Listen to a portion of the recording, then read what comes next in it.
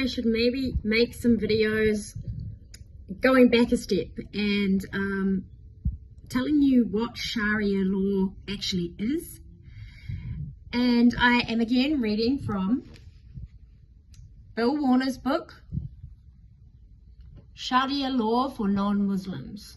So credit goes to him, and he has a Center for Political Islamic Research. And I need to note that in the foreword of this book, he does state that what he talks about is actually political Islam and not religious Islam. And some people will say that the two cannot be separated.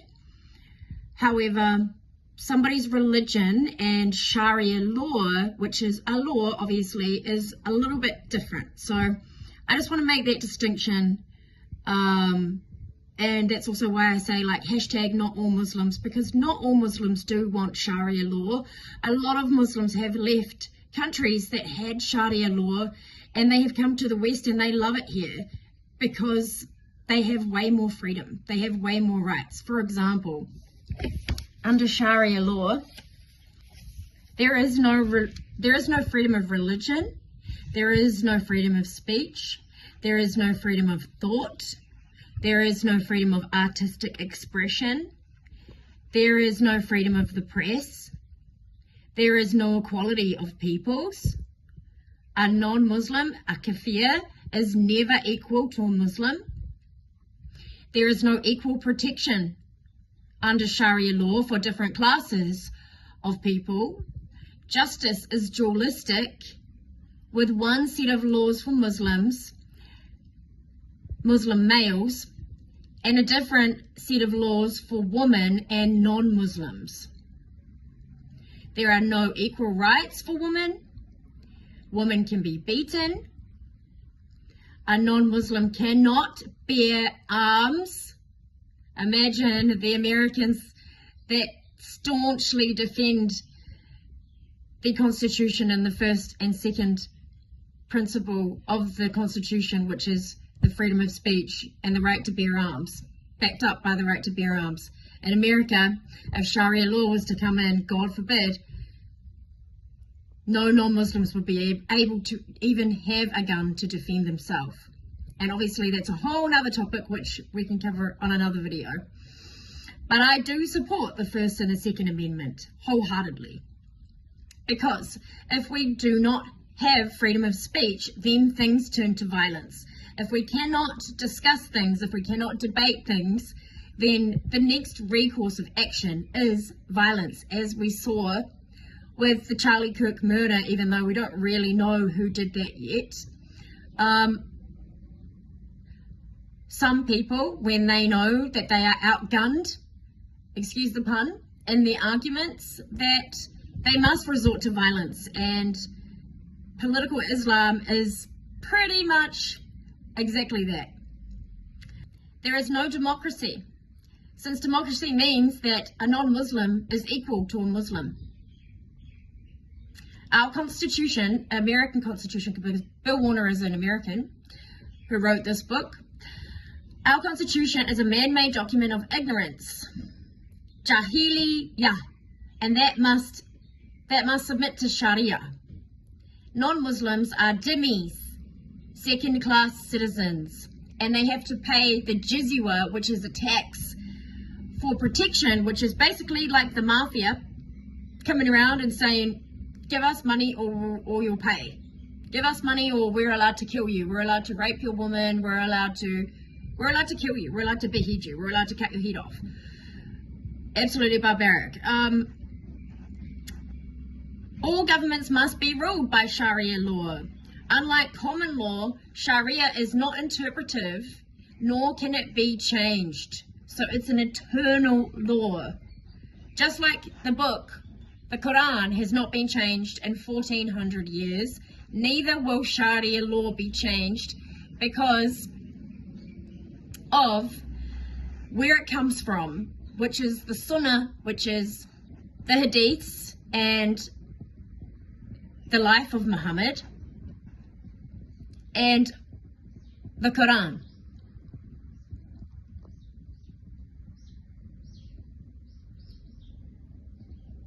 And there is no golden rule in Islam. So, love your neighbor and love thy neighbor as you love yourself, as there is in Christianity. That is not in Islam. And some people try to say that it is. You will hear people talk about that if you ever bring up the question, or if you watch some debates online about the golden rule in Islam. They will talk about that, but it's not actually correct that exists in Islamic scripture. So, what is Sharia?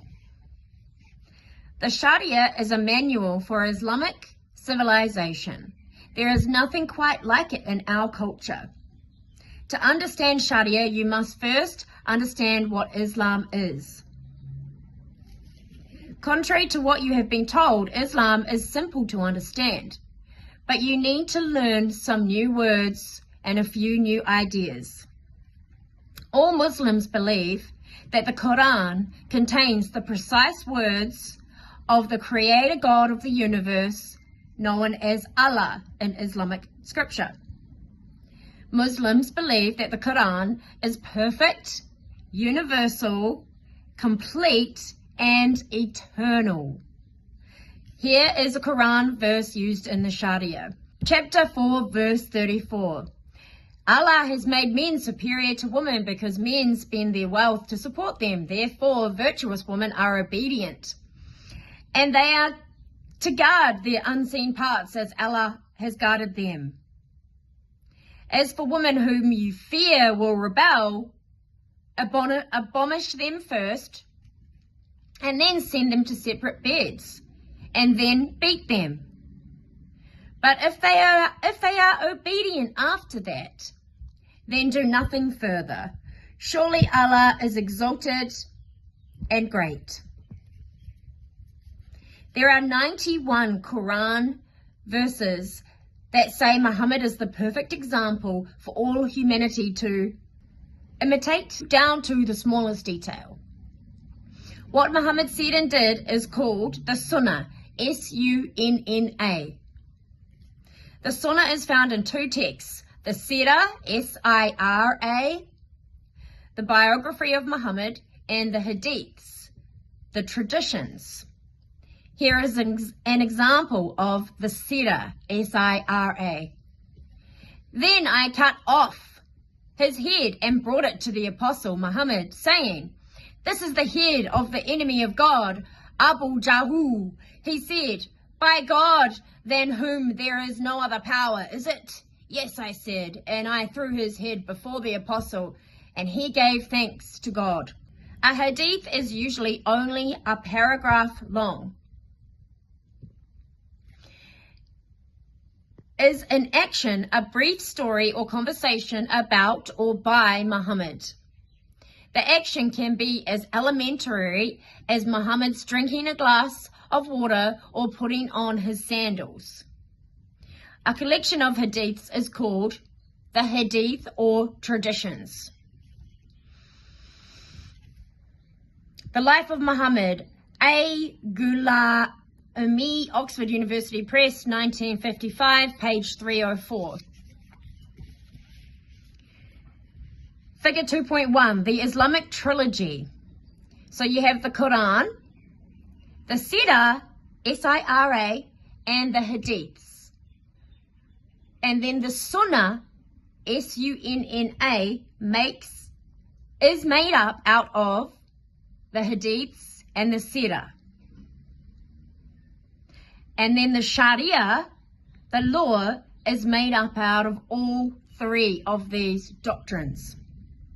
That is why you can't just read the Quran. You have to know what is also in the Sira and the Hadiths, because most of the barbaric 1400-year-old instructions are in the Hadith. Like, for example, if you don't have any water, you should wash yourself in camel piss.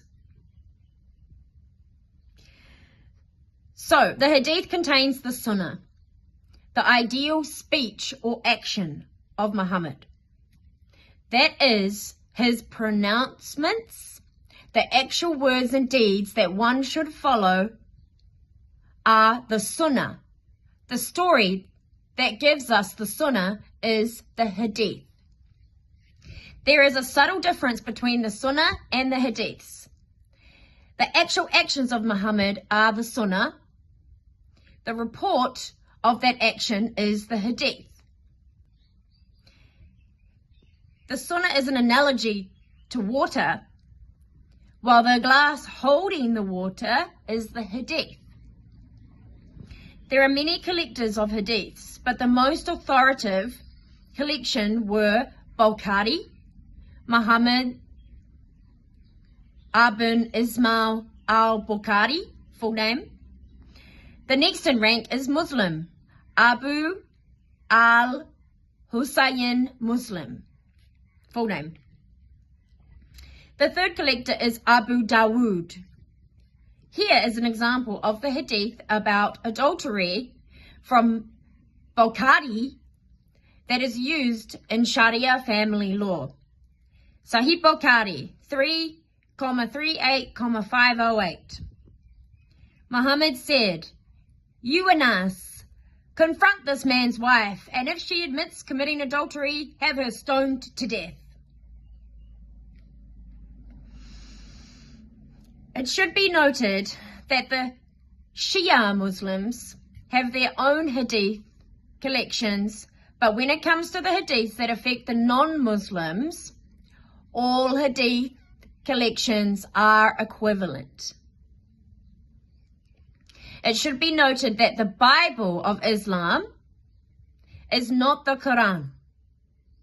Instead, the Bible of Islam is the Koran, the Sira, and the Hadiths, called the Trilogy. Indeed, the Quran is the smallest part of the trilogy, making up only 14%. Okay?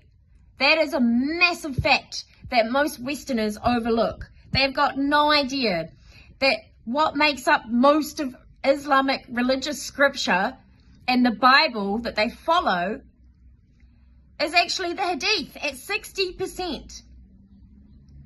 And the Sira at 26% is next. And the Quran is only 14%. It is another way that Islam deceives the rest of the world. Because they say, read the Quran, read the Quran. Well, it's not just the Quran, is it? The Hadiths are 60%. The Sira is 26%, and the Quran is 14%. Islam is not only a religion, but also an entire way of life. That is why I make these videos, because this is a clash of civilizations that is about to happen in the West, and no one is talking about it. And it's massive. And if it happens, we could be under Islamic rule for hundreds of years or maybe forever, just like what happened in Eastern Europe with the Ottoman Empire. You know, one of my best friends is a Serbian, and they were under the Ottoman Empire for hundreds of years as Christians, as Jews, but mostly Christians because of the Orthodox Christian church that is strong in Serbia and always has been. And they had to pay the jizya. That was the only way that they remained safe, was to be taxed. And it's not a little tax, it's a massive tax. And some people stopped paying it, and then when they stopped paying it, that is when they are allowed to be slaughtered. Heads cut off, women raped, children stolen. It's absolute debauchery. So, it is a separate and complete civilization with its own political system. All of Islam is based on the Quran, the Sira, and the Hadith. The problem is that to learn what the proper Islamic way to do something is to be found in thousands of pages and is far too complicated to be of practical use. So the Sharia takes everything about the subject, for instance, marriage, and codifies all of the information into one ordered system called the Sharia. Here are just a few of the topics found in the Sharia. Theology, how to say hello, how to pray, what foods to eat, how to have sex, disciplining a wife, punishing a child, going to the toilet, practicing jihad, and on and on. Sharia also includes legal matters such as contract law, family law, criminal law, banking, finance law, and other legal matters. Every aspect of life finds a place in the Sharia. Sharia is the basis for every demand that Muslims make on our Western societies.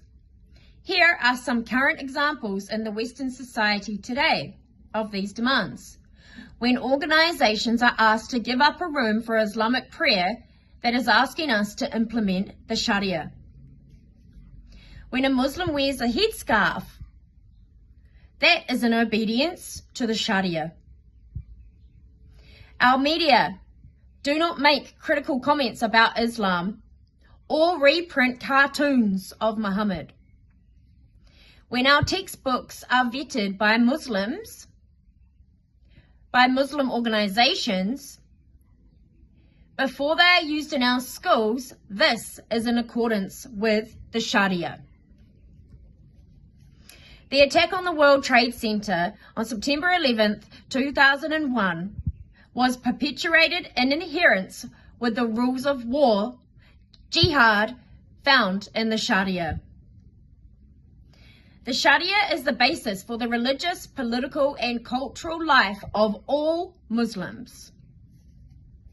The Sharia is being implemented more and more in the world, and yet there is no knowledge about what Sharia actually is, since very few public, private, or religious schools teach it. The good news: the easiest way to learn about Islam is through the Sharia. Through learning the Sharia, you are introduced to the Koran and the Sunnah of Muhammad in a practical manner. When you know the Sharia, Islam makes sense. Most people believe that Islam is complicated or even impossible to understand. But when you understand its principles, Islam is very logical. It is based on different views of humanity, logic, knowledge, and ethics. Once you understand the principles of logic, you not only can explain what and why something is happening, but you will be able to predict the next steps in the process. Understanding the reference numbers. Sharia is nothing more than a condensation and extrapolation of the Quran and the Sunnah. Remember, the Sunnah is the Sira and the Hadiths, making up most of Islamic scriptures, way more than the Quran. Therefore, it is impossible to understand the Sharia without some understanding about the doctrine found in the Quran, Hadith, and the Sira. Turn to any page after this chapter and you will find that most of the paragraphs have an index number. A classic Sharia text is The Reliance of the Traveller, in Kala Amana Publications. Yes, the correct spelling is traveller with a double L. It is very authoritative, and it is warranted and certified as accurate by 5 of the greatest Islamic scholars of today. It is a 1,200-page book written in the 14th century, devoted to such subjects as political control of non-Muslims, prayer, jihad, wills and estates, punishment, court rules, and land use. It covers both legalities and theology. Here is a typical paragraph. 8.0 Apostasy from Islam. 8.1 When a person who has reached puberty and is sane voluntarily apostatizes from Islam, leaves Islam, he deserves to be killed. Bukhari from the Hadiths 9,83,17. Muhammad, quote, a Muslim who has admitted that there is no God but Allah and that I am his prophet may not be killed except for 3 reasons: as punishment for murder, for adultery, or apostasy, unquote.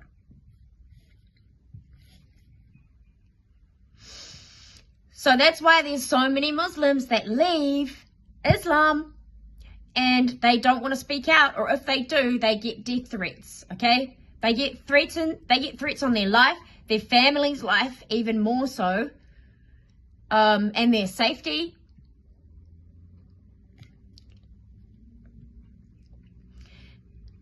The 08.1 reference is an index number in the Sharia law texts, the reliance of the traveller. The text is divided into divisions A, B, C.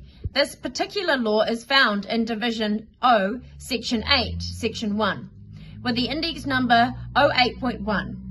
You can refer directly to the source, the reliance of the traveller. In the example above, we not only have the law, apostates, people who leave Islam, should be killed, but we have the supporting doctrine found in the Hadith, a sacred text used along with the Koran. Hadith is what Muhammad did or said. This particular Hadith is from Bukhari. Notice the index number 9,83,17. This reference number is like a chapter and verse index, so that you can go and read the original. All of the Hadiths, including Bukhari, can be found on many university internet sites. Other Hadith collections were Abu Muslim and Abu Dawud. D-A-W-U-D. The next example is taken from the reliance of the traveller, supported by the Quran. Note that this is not a law, but a definition of the word and what a duty of a Muslim is. 09.0 Jihad. Jihad means war against kafirs to establish Islam. And now remember, a kafir is a non-believer, and a non-believer is defined by anybody that does not believe that Muhammad is the last and final prophet of the one and only true God, known as Allah, known in Islam, known as Allah. Jihad means war against kafirs to establish Islam. Quran, chapter 2, verse 216. You are commanded to fight although you dislike it. You may hate something that is good for you and love something that is bad for you. Allah knows and you do not. There is one last type of reference to a supporting document dealing with a rebellious wife. M10.12, when a husband notices signs of rebelliousness. Ishaq 969. Men were to lay injunctions on women lightly, for they were prisoners of men and had no control over their own persons.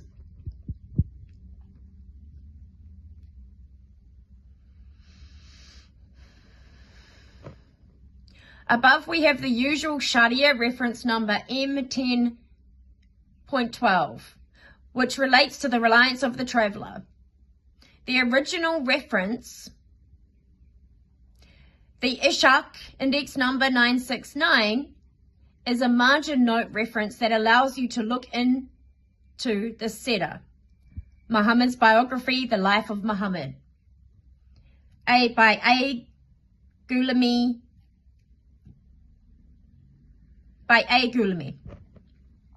and verify the reference for yourself. Believable and authoritative. The information in this book is fact-based knowledge based on critical thought and analysis. All of the information can be independently verified. In Islam, there are only two experts, Allah and Muhammad. Every word of the Koran is perfect and eternal. Every word and deed of Muhammad found in the Sunnah is said by the Quran to be perfect. Once you know the Quran and the Sunnah, you know the total truth. Political Islam.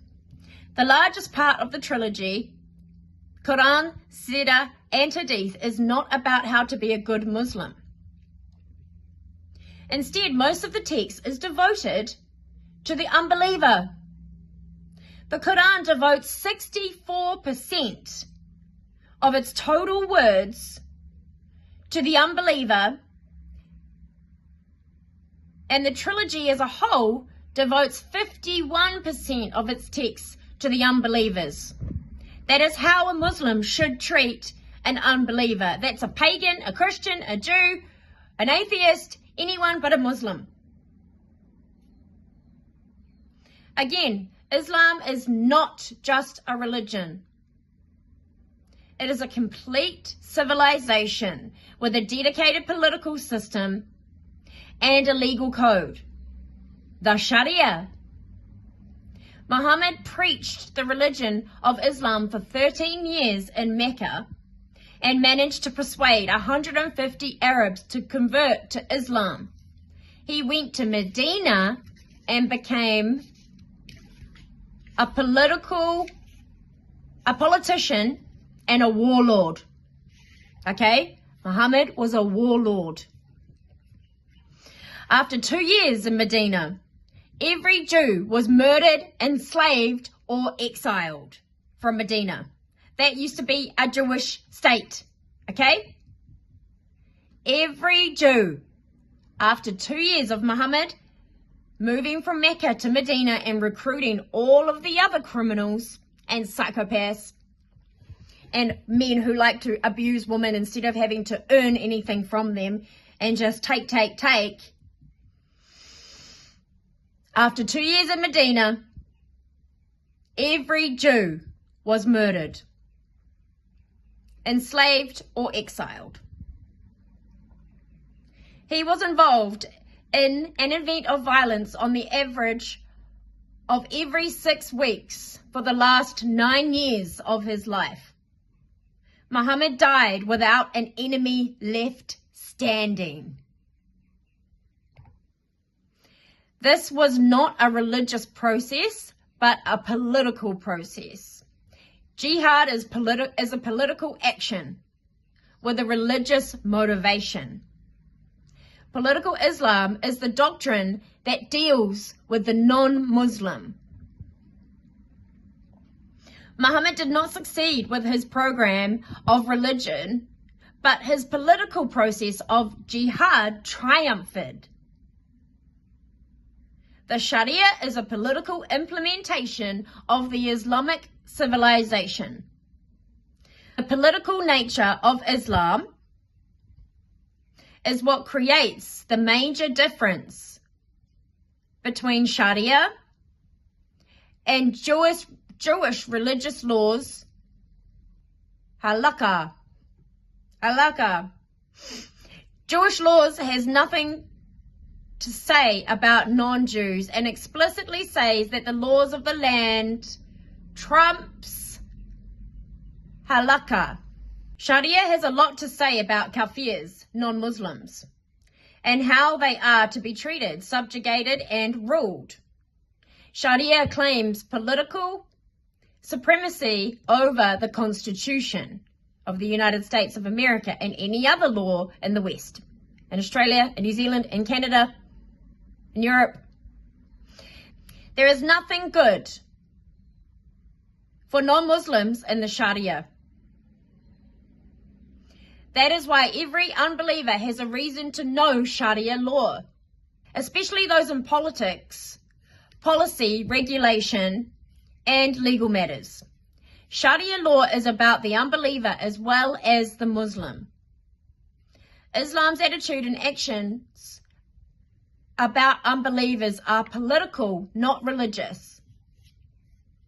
Even though Sharia violates every principle in our Constitution, in the Constitution of the United States of America, it is being implemented today because Americans are unaware of what Sharia is, what Sharia means. And so are Kiwis, and so are most Australians, so are most people in the West. They are unaware of what Sharia actually means.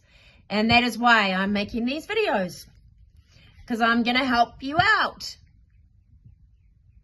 Because we need to know it's not fucking good. Not at all. There is nothing good in the Sharia for us.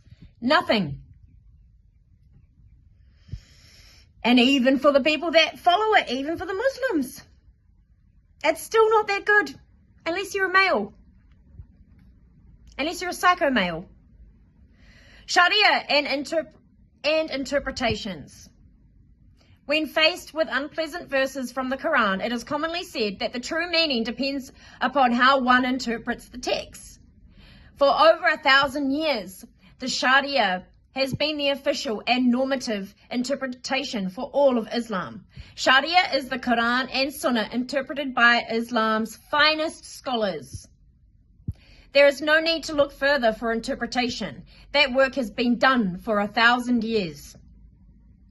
New matters in Islam must be evaluated and judged according to Sharia, the final and universal moral code for all of humanity until the end of time.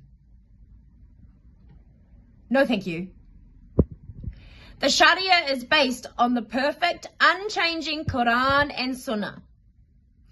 The vast majority of Islamic scholars argue that the Sharia is Allah's will in the past and in the present. It should be implemented by all peoples as the only sacred law in its present form. Any change or reform of the Sharia would have to be based on changing the texts of the Quran and the Sunnah of Muhammad. And if you know anything about Islam, you know that's not going to happen. And even imams like Imam Tawhidi in Sydney calls for an Islamic reformation, and he receives death threats to his life and his family's life and has to up his security. And he is a Muslim himself. He is an imam, which is basically a priest, if you don't know what an imam is. He calls for a reformation of Islam, of deleting all of the hadiths, which is, how much percent again? 60% of the Islamic doctrine are the hadiths, and 26% of the Sira, and leaving only 14%, which is what's in the Quran. And even still, some of what's in the Quran, I think he still calls for some of those to be reformed as well. Because come on, it's 1400 years old. It's just barbaric. And there's no other way that I can think of to put it than backwards, barbaric, and brutal. Technical details. If you read something in this book and want to know more, most paragraphs have an index number and you can look it up. Quran 1:2 is a reference to the Quran chapter 1 verse 2. Ishaq 123 is a reference to Ishaq Sira, margin note 123. Bukhari 1,3,4 is a reference to Sahih Bukhari volume 1 book 3 number 4. That's good to know. Muslim 012,1234 is a reference to Sahih Muslim, Book 12, number 1234. Because remember, the Hadiths are many volumes, like massive. I think 6, but anyway, they are massive. Dawood 1,345 is a reference to Sahih Dawood, Book 1, Hadith 345. R.1.2 is Book R, Section 1, Subsection 2 of the Reliance of the Traveller.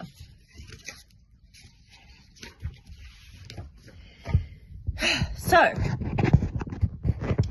that is today's video. What is Sharia law? There will be many more if I can keep reading from this book and don't get copyrighted by Bill Warner, again, credit to him for this little volume. It's not that big, but in it has some powerful knowledge. If you have never heard about Islam and you would like a quick rundown about what it contains and where you can go and check what we're saying here, what Bill Warner is saying, what I'm saying, you can go and check it for yourself. It hasn't been changed in 1400 years, and that is the problem. That is one of the biggest problems, okay?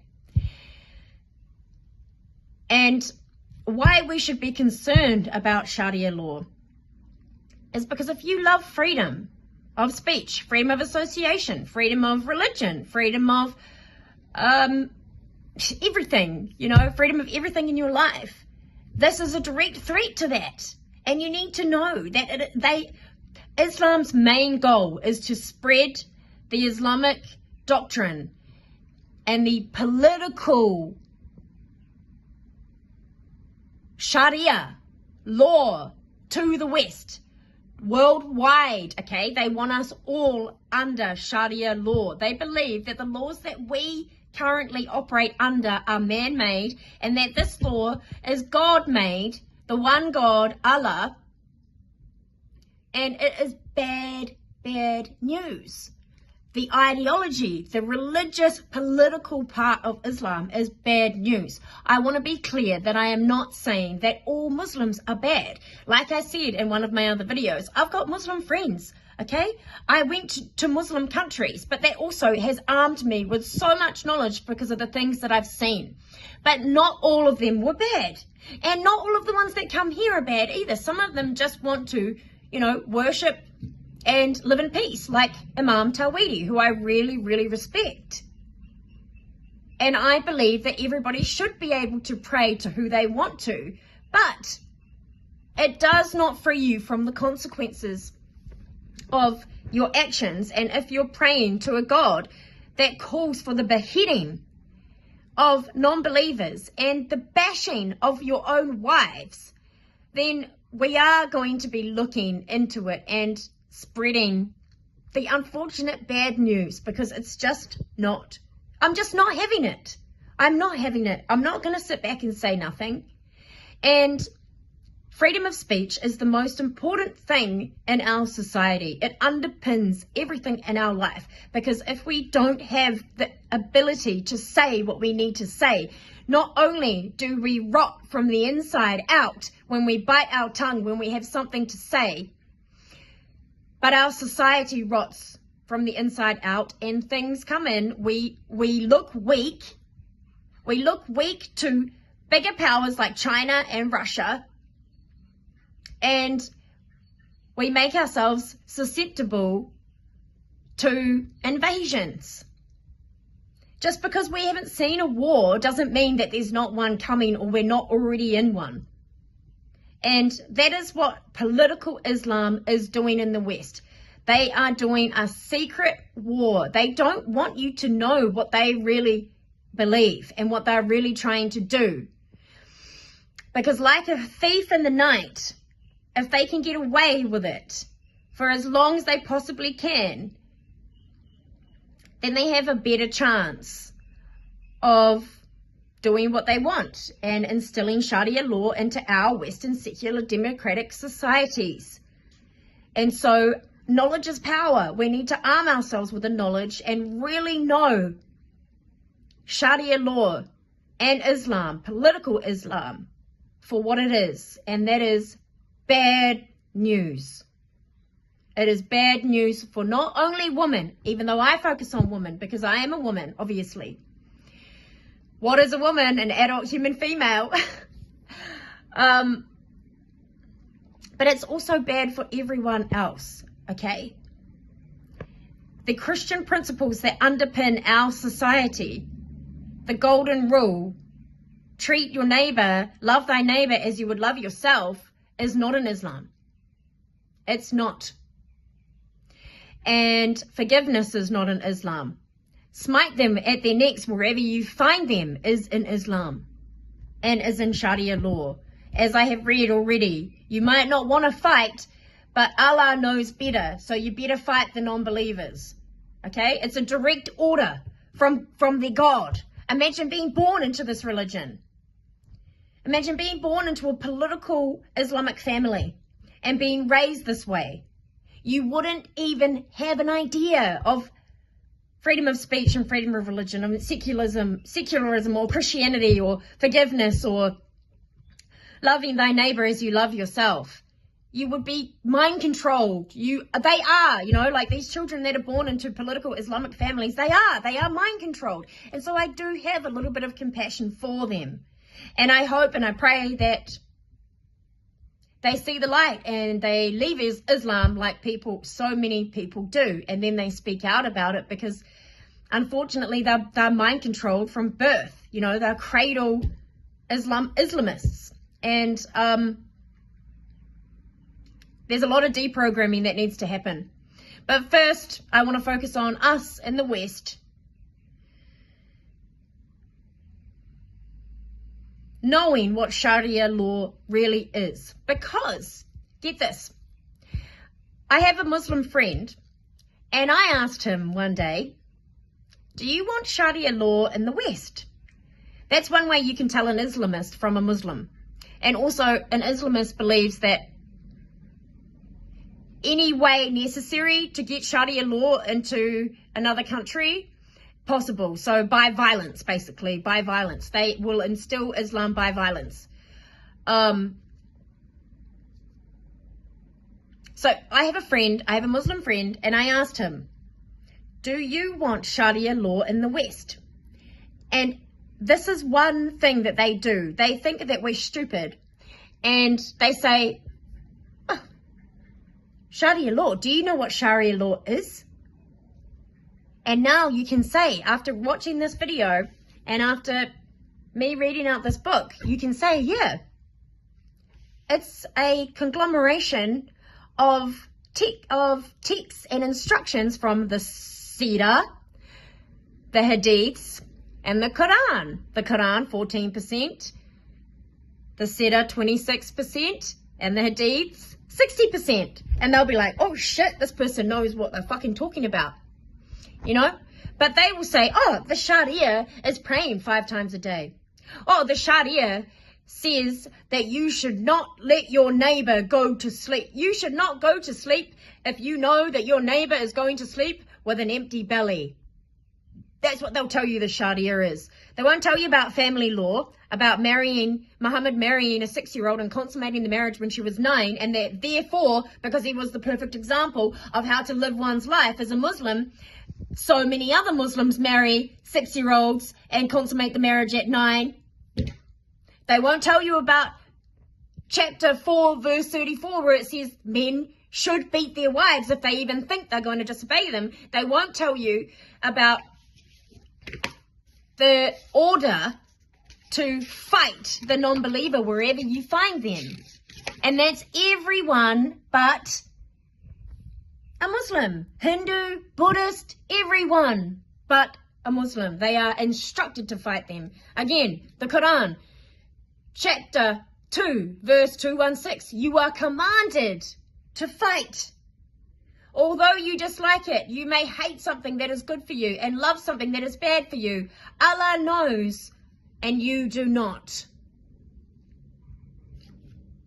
Now, what other books do you know of that are religious that call for this kind of behavior? None. That's because they've probably all been changed and had a reformation. Islam has not had a reformation, and it needs one. All right, so that's it for today. Sharia law for the non-Muslim. A little breakdown. The most important thing to take away is that it's a trilogy, okay? The Quran, 14%. The Hadith, 60%. And the Sira, 26%. That's what makes up the trilogy of Islamic scriptures. Not just the Quran. Very, very important to know and to think about. And I will put an image right here so you can see that for yourself. All right, everybody, have a good day. God bless, and see you in the next one. Have a good week.